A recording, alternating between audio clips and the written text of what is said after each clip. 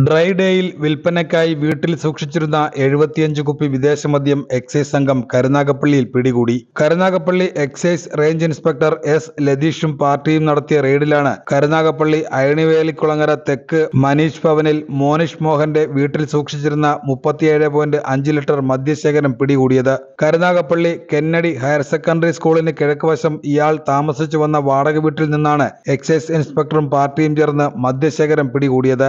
Raid സമയം മോനിഷ് മോഹൻ വീട്ടിൽ ഇല്ലാതിരുന്നതിനാൽ arrest ചെയ്യാൻ കഴിഞ്ഞിട്ടില്ല.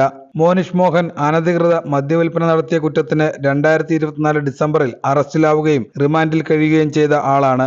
എക്സൈസ് ഇൻസ്പെക്ടറെ കൂടാതെ grade excise inspector KG Raghu, assistant excise ഇൻസ്പെക്ടർമാരായ S Unnikrishnapillai, Abimon KV, grade preventive officer Jinu Thankachan, civil excise ഓഫീസർമാരായ അൻസാർ, S കിഷോർ, വനിതാ civil excise officer Molly, assistant excise inspector grade driver Abdul Manaf എന്നിവരും റെയ്ഡിൽ പങ്കെടുത്തു.